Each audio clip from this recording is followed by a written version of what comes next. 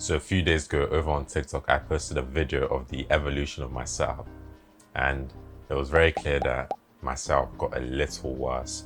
But now we're back to my normal setup and a few things have changed. So we're gonna go through all of the items of my new setup. But yeah, let's get right into the video. Okay, so starting off with the biggest thing that has changed is the monitor. I have a secondary monitor now. This is the Samsung 1080p 60Hz monitor. Now this monitor is great because when I'm coding or gaming, I can have my resources on this monitor and my code on here. Also, I've been streaming Elden Ring on Twitch, link in the description, but it helps to have the game obviously on the ultra wide and the chat on the vertical monitor. It really helps a lot. So next up, we've got the Redragon H510 Zeus gaming headset.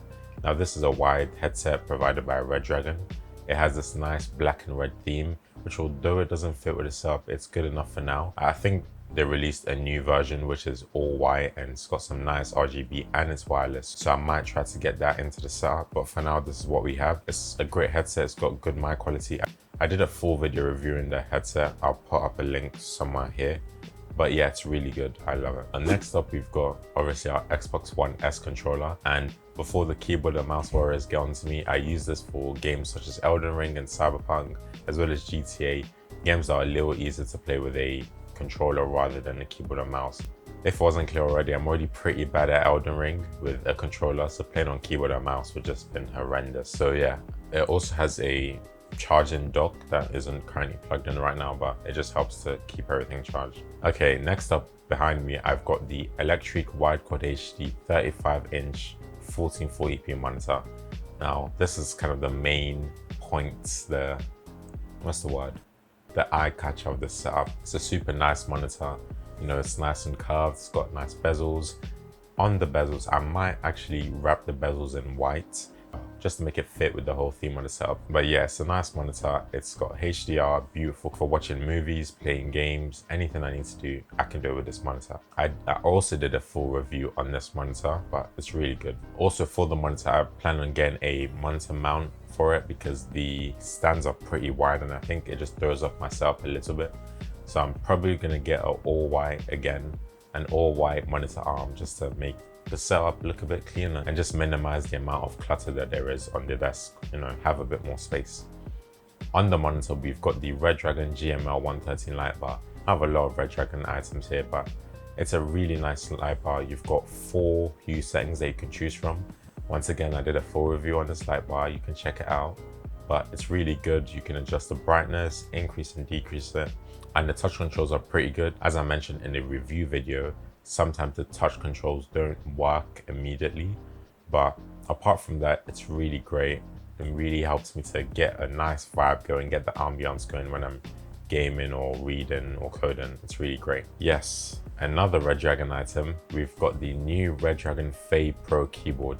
Now Redragon sent this over to me for review purposes, and so far I'm absolutely loving it.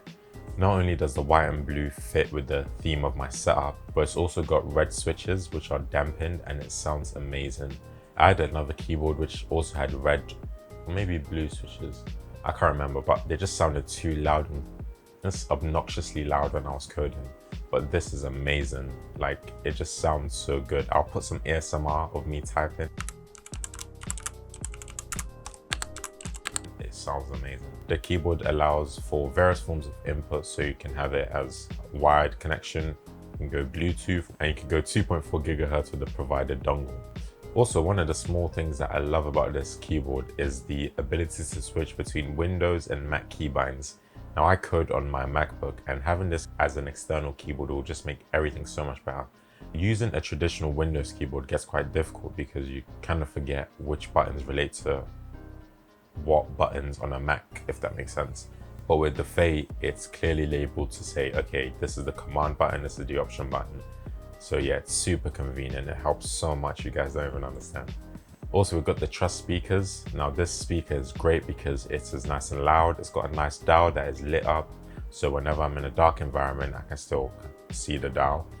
The sound is super great. It's nice and crisp and it can get really, really loud. So whenever I'm watching movies, once again, or whenever I don't want to have my headset on, this does a great job of giving me the sound I need. Shout out to Esther for the speakers.